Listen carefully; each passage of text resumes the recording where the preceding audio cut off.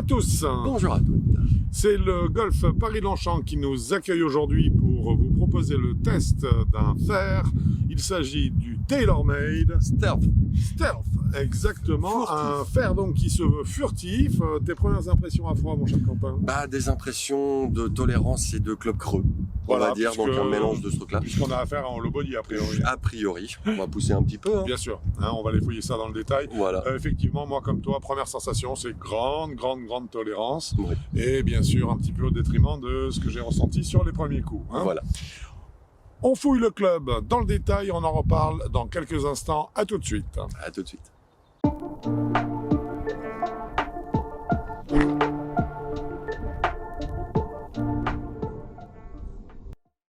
Eh bien, il est dans la boîte, mon cher Quentin, Eh ce oui, test. pas encore, bientôt.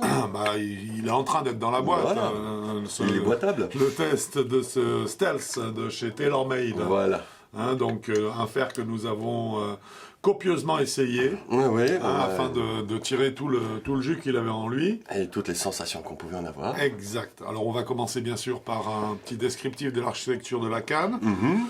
C'est donc, il s'agit donc d'un hollow body en fait. Hein, donc ça n'est pas un véritable cavity back, c'est un hollow body qui est caractérisé par une face de club qui vient donc en frontal bien sûr, qui est en inox 450.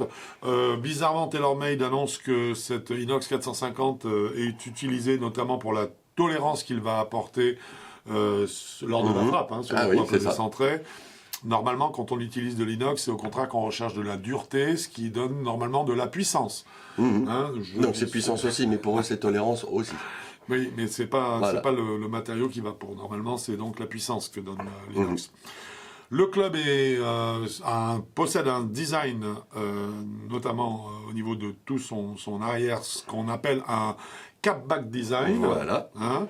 Le but du jeu étant d'enlever du poids qui se trouve plutôt vers la pointe du club pour le récupérer, le repositionner davantage dans la semelle et bien sûr dans l'arrière de celle-ci pour descendre le centre de gravité du club et augmenter bien sûr la tolérance et favoriser l'élévation, comme tu allais le dire exactement. Voilà.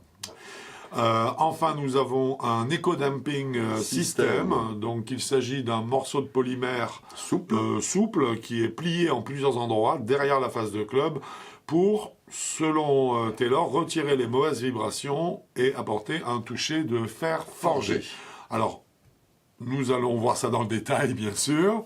Ceci étant, donc, nous notons donc que le polymère est supposé participer, je dirais, au côté suave du contact. Hein. Voilà.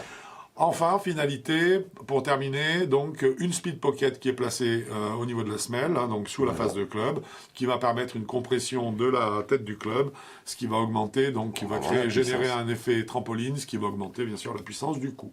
Voilà globalement ce qu'il fallait retenir, je crois, sur l'architecture de ce fer Stealth. Nous allons commencer la notation par la qualité des matériaux, mon cher Quentin. Oui. Eh ben, allez, donne-nous ton point de vue. On est chez TaylorMade. Eh ben, c'est du TaylorMade. C'est-à-dire que c'est nickel, c'est aux petits oignons, c'est parfait. Il n'y a rien qui dépasse. Enfin, tout est parfaitement bien posé. Je n'ai vu aucun défaut à ce club au niveau de la qualité des matériaux, au niveau de la finition. Et la cosmétique, moi j'aime bien. La cosmétique est très sympa. Ouais, ils ont un bon look. C'est un hollow body, mais ça fait pas trop hollow body. Non, il fait pas large, pas gros.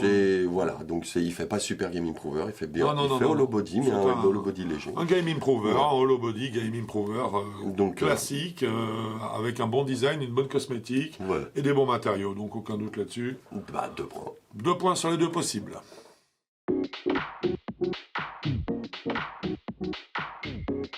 Nous abordons maintenant les qualités statiques. Comment ce club pose bien au sol. Oui, ça c'est toi qui le dis alors. Comment voilà, c'est dit en fait, il pose bien. Bon, il repose très bien. Il pose parfaitement, c'est nickel. C'est encore une fois, c'est une grande marque. Là, s'ils s'étaient trompés, on les aurait bien massacrés.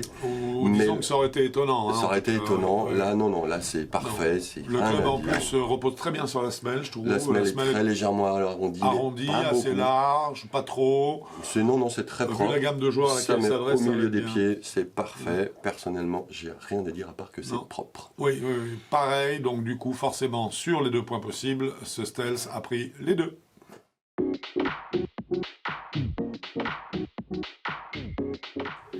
stabilité et moment d'inertie. Comment la clane bouge et comment elle vibre. Et bah là, j'ai essayé de la faire vibrer, j'ai pas réussi. Donc ça veut dire que le moment d'inertie est excellent. Le moment d'inertie, on a beau décentrer les balles. Ouais. Ce qui ne m'étonne pas du tout. Bah non, moi non plus. C'est nickel, stabilité et le club dans l'espace, rien à dire, sauf qu'il faut bien choisir son shaft. Parce que ils ont plein de shafts, ils ont des shafts à disposition. Faites attention à votre vitesse de swing pour avoir le club bien adapté, pour éviter d'avoir des vibrations non désirées, parce que le club, quand on a la bonne vitesse, par rapport au shaft, il est nickel chrome. C'est une stabilité. On a une très bonne stabilité vraiment qui est liée à l'architecture, au lot, hein, donc qui fait qu'on a quand même pas mal de surface. On a un intérieur creux, donc quelque part cette stabilité, elle est favorisée par le remplacement la répartition des masses en fait, hein, sur tout le pourtour de la tête de club, de la face de club. Rien à dire là-dessus, hein, je crois que c'est en stabilité vraiment. Parfait. C'est vraiment du zéro faute. Hein. Donc du coup, forcément, sur les 2 points. Il a pris les 2. Exactement. Ça devient là sans 2 points. Ah oui, qu'est-ce que tu veux que je te dise?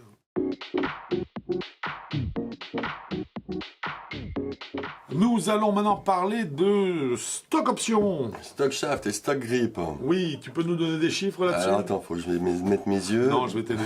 28 shafts et 16 grips. Donc là, grand bravo à Taylor. On parle bien sûr de grip et de shaft sans surcoût. D'après le site. Oui, absolument, d'après le site, hein, bien sûr. Donc là, bravo. Évidemment, on est bien au-delà de ce qu'il faut pour avoir 2 points. Donc, on va quand même en donner 2. Voilà.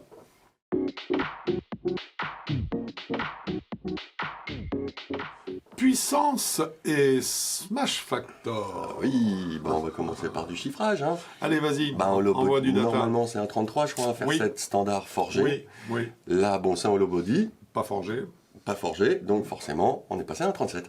Voilà, on est passé à un 37. Mais un petit peu dur à amener à un 37. Oui, par contre, presque impossible de descendre en dessous de 1,33. Hein. Tu vois ce que je veux dire? 1,30 plutôt. On n'est pas descendu plus bas, quoi. Non, on n'est pas réussi. Sauf quand on descend très volontairement, méchamment, pour voir la stabilité. Beaucoup. Non, là, c'était des erreurs vraiment provoquées. 1,37, ça veut dire que c'est un club qui est puissant. De toute façon, le club l'a prouvé sur les vitesses et les distances. C'est un club qu'on a testé avec 2 types de shafts, hein, du carbone et de l'acier. Et il ne faut pas oublier qu'on a surtout testé aux environ des 85 miles à l'heure. On est resté, voilà. Après, je me suis lâché sur 2-3 balles, mais qui n'ont absolument pas compté. Non. Elles ne sont pas rentrées dans les calculs du tout. C'est donc un club qui a du jus. Et puis, rien à dire là-dessus. C'est un club qui a un très bon ratio de puissance. Voilà. Et une distance très plus que respectable. Bah oui, on a dépassé 160 mètres. Au Fairset. Voilà. Donc sans aller taper les 90 miles. Pas loin, juste avant. Juste avant. Voilà, juste avant. Il fallait, puisque c'est le club qui s'adresse à cette vitesse. Absolument. Donc aucun doute sur les 2 points. Ce Stels a pris les 2.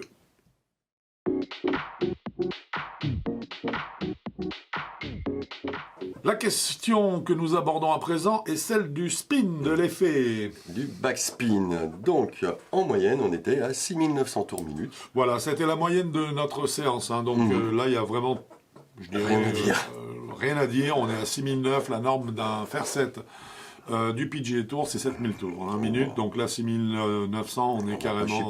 Ah non, pas du tout. Donc, aucun doute à ce niveau-là, niveau spin. Le spin, vous savez, a beaucoup de répercussions sur la tolérance du club, sur la hauteur du coup, etc. Hein. Donc à ce niveau-là, bien sûr, on a attribué à ce club... les 2 points. Les 2 points.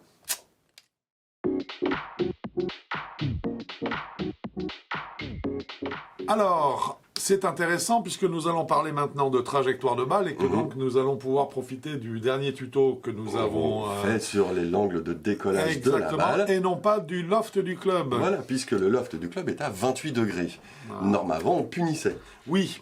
Là, par contre, ce qui est intéressant, c'est que on voit que notre angle de décollage avec ce Stels, ça a été en moyenne de 18 degrés. Or, nous avons affaire à un hollow body, donc nous sortons nos petits tableaux, et un hollow body Frappé avec une vitesse de 80, 85 voilà, entre miles à 75 et 85 voilà, miles, c'était notre cible. On n'avait pas estimé, on avait calculé que l'angle de l'attaque de décollage devait être entre 21 et 23 degrés. Donc, pour avoir le meilleur ratio. Le meilleur ratio, distance. exactement. Donc là, nous sommes 3 degrés en dessous. Voilà. Oui, donc 3 degrés, on pénalise d'une façon assez simple, c'est 0,5 points par degré de différence avec notre cible. Oui. Donc, ce qui veut dire que à ce sujet, à ce titre-là, sur les trajectoires de balles, pour un apex de 23 mètres, qui est quand même léger, qui est quand même un petit peu nettement même trop bas, 3 degrés, c'est ça. Hein. Oui, c'est ça. Ce qui est nettement trop bas pour le type de joueur auquel ce club est adressé. Et ben ça fait qu'en fait, nous lui avons attribué simplement 0,5 points, donc un demi-point sur les deux possibles.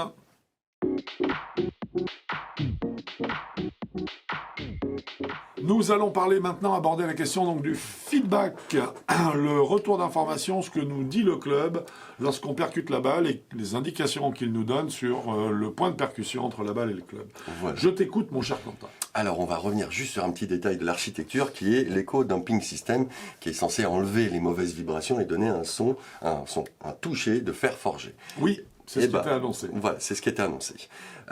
J'avoue, je pense que ce système marche beaucoup trop bien, puisqu'il n'y a plus de sensation. C'est ça qui est dommage, c'est qu'on ne sait absolument pas où on a tapé la balle. Tu veux dire que le club ne ferait pas la différence, enfin que l'éco-dumping system ne ferait pas la différence entre les mauvaises vibrations et les autres? Ah non.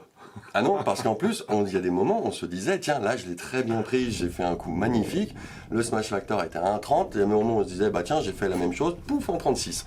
On ne sait absolument pas où on a tapé la balle, c'est quelque chose qui, moi, me dérange énormément.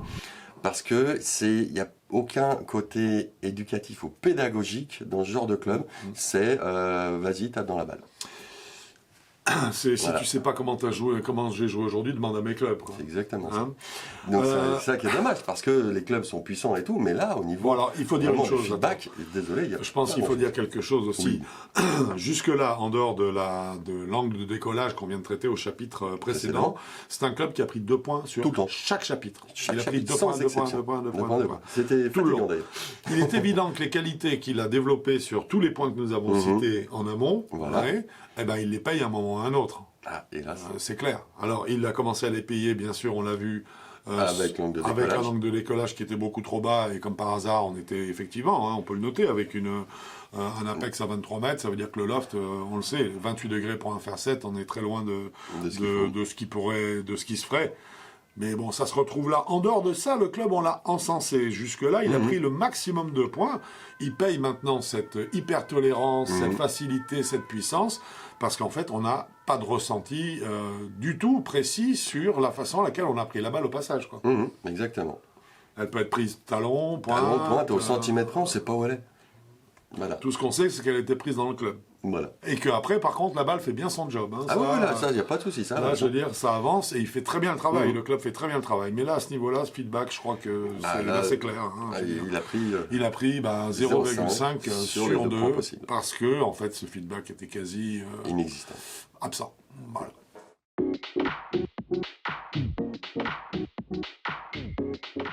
Nous allons aborder à présent la question des sensations. Oui. Vas-y, Quentin. Alors, moi, je suis très mitigé comme toi. C'est que le club est très bon. Oui. Mais mécaniquement, il est exceptionnel. Il est très très bien, pas photo. Mais alors, sensitivement, il est creux. Donc, à l'impact, moi, c'est vraiment, il y a la puissance, il y a les trajectoires sont pas mal, même si elles sont un peu trop basses. C'est très bien, ce club a un excellent potentiel, mais le golfeur, d'un seul coup, il sort quasiment de l'équation du swing. C'est que, comme tu l'as dit tout à l'heure, comment j'ai joué? J'en sais rien. Disons que on sort carrément du monde de c'est plus le golf sensation, quoi. Non, là c'est le golf mécanique pour le résultat d'une balle qui vole bien, qui vole loin, qui peut être centrée plus ou moins. Le résultat sera à peu près toujours équivalent. Et en plus, il a des qualités véritables de puissance, de tolérance et tout, indéniable. Indéniable. Alors ça, on l'a, mais par contre, le côté sensation, c'est complètement aléatoire, quoi. C'est perdu. Donc, voilà. Dommage. Donc, je pense que lui donner la moyenne sur les 4 points qu'on peut lui donner, on sent quand même ça veut dire qu'on lui donne 2 points 2 pour, en fait, c'est les performances qu'il peut réaliser, et on lui donne 0 point, entre guillemets, sur notre ressenti, en tout cas, et donc le côté sensitif qu'on a pu... qu'on aimerait bien avoir. Qu'on aimerait bien avoir et qu'on n'a pas pu trouver chez lui, malheureusement. Donc, 2 points sur les 4 possibles. Alors, ce qui devrait au total nous donner une note, si je ne m'abuse, de 15 sur 20. Voilà. Ah, quand même bien. C'est une bonne note. 15 sur 20, c'est pas rien. Absolument. Et maintenant, la gamme de joueurs. Eh ben, la gamme de joueurs, pour nous, c'est du 28 jusqu'au non classé, donc des challengers et les débutants. Exactement. On va jusqu'à non classé, tellement il est facile à jouer. Absolument. Après, descendre en dessous de 28, on cherche quand même quelque chose dans les doigts pour... disons que les sensations en dessous de 28 vont être essentielles pour progresser. Voilà. Et de façon à identifier ce que vous avez fait de faux par rapport à ce que vous avez fait de bien dans un swing donné. Donc, à partir de là, vous allez avoir besoin de sensations, donc vous irez vers un autre type de club. Jusqu'à cet index-là, par contre, c'est le club parfait pour avoir du résultat, se faire plaisir et se motiver à s'entraîner davantage et à continuer à jouer au golf. Voilà. Le prix maintenant, puisque je suppose que... Il a un prix. Il a un prix. Voilà, donc chaque fer Stealth, en carbone, il a 183 € pièce et en acier à 162 € pièce aussi. Donc voilà. Eh bien écoute, c'est parfait puisque nous avons testé les 2 modèles, d'ailleurs, en acier et en carbone. Je crois que cette vidéo est dorénavant terminée. Oui. J'espère bien sûr nous espérons qu'elle vous ait plu. Si c'est le cas, n'hésitez pas. Un petit pouce. Voilà. Bleu. Voilà. Si vous voulez connaître notre actualité, vous vous abonnez, c'est par ici. Voilà. Si vous avez besoin de renseignements ou d'informations, d'avis concernant un éventuel achat, vous n'hésitez pas, vous remplissez la Fiche technique qui est en pied de page du site avigolf.com, vous nous la remplissez, vous nous la renvoyez, vous pouvez y rajouter 1 ou 2 vidéos de votre swing, de face ou de profil, via votre smartphone. Et puis là, on vous aidera au mieux et on tombe souvent tout pile. Exactement, mon cher Quentin, c'est fini. Et oui. On se voit bientôt sur un parcours. Ou sur avigolf.com. Yes. Bon golf à vous. Au revoir.